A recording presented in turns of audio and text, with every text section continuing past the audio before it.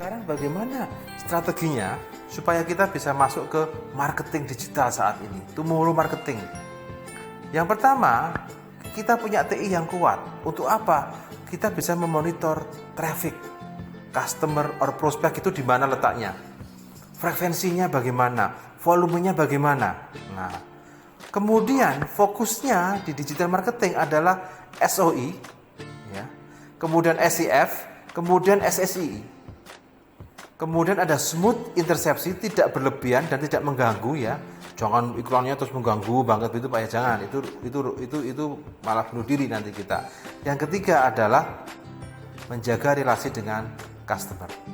Artinya apa? Dalam marketing digital ini Bapak Ibu sekalian, kita harus search engine optimizer itu juga harus ngerti. Search engine yang kita gunakan di Google dan terusnya itu harus paham betul. Kalau nggak paham ya kita akan kesulitan. Nah, itu kira-kira Bapak Ibu sekalian yang harus kita siapkan. Bapak Ibu sekalian, ada prinsip digital marketing yang harus Bapak Ibu sampaikan. Jangan sampai kita nggak paham ini kalau kita ngomong tomorrow marketing. Yang pertama adalah menyamakan platform dengan customer. Artinya kita harus aplikasinya user friendly dan seterusnya. Selalu berinteraksi dengan grup, optimalkan search engine ya, search engine optimizer, search engine friendly ya. Ya, kemudian stream detector kita harus paham betul itu. Kemudian find the true follower and guide to be customer. Itu prinsipnya. Values dalam pengembangan digital marketing Bapak sekalian. Yang pertama adalah kalau customer itu butuh problem solving, kita provide. Solve the problem as much as possible. Kemudian yang kedua, create emotion. Ya, ini sangat membantu ini ya. Kemudian yang ketiga, storytelling. Jadi solve the problem, engage emotion, and tell the story. Oh, saya kemarin minum kopi di Starbucks. Nah, itu artinya dia sudah storytelling Bapak Ibu sekalian. Kalau saya ngopi di Starbucks, tetap itu membanggakan. Tetapi di sisi lain, jika ada sesuatu istilahnya ya kurang pas di dalam proses environment experience-nya itu salah, maka akan sangat mudah mengkritik. Wah, toiletnya nggak bersih, kopinya kurang enak, ruangannya dan seterusnya. Nah, perusahaan yang buruk produknya akan mudah dikenal dan cepat ini, eksponensial juga. Perusahaan yang produknya sesuai dengan harapan customer akan tetap bertahan. Do a good product or services and other will advertise you did. Artinya apa? Saat ini namanya internet itu suatu kebutuhan dan suatu hal yang bisa membantu proses pemasaran kita. Di sisi lain, kita akan banyak hal yang mengganggu yang terkait dengan marketing digital ini Bapak Ibu sekalian, tomorrow marketing ini.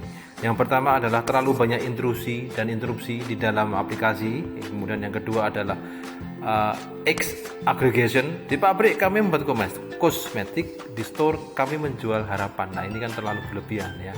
Kemudian hard selling, pressure selling yang ini sangat tidak disukai para pelanggan itu ya, para customer gitu ya. Buy now pay later. Nah, ini juga kadang mengganggu ya.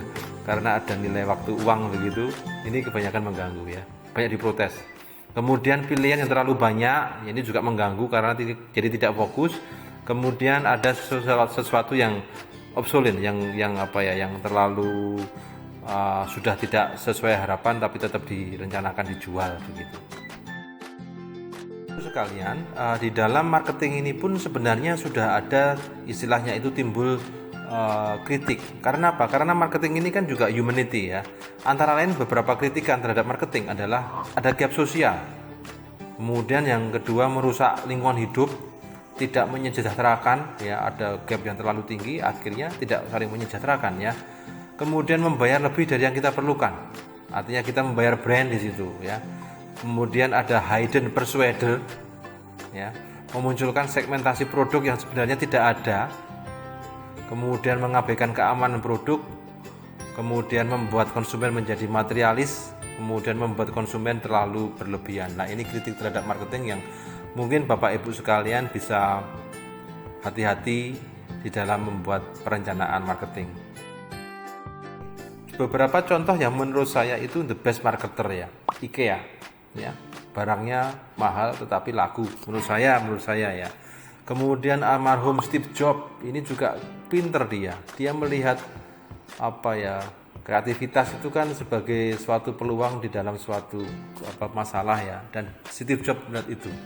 Kemudian Bill Gates, kemudian Jack Ma, kemudian Anita Roddick, The Body Shop, kemudian Jeff Bezos. Nah, ini kira-kira the best marketer yang mungkin Bapak Ibu sekalian bisa ikuti perjalanan hidupnya.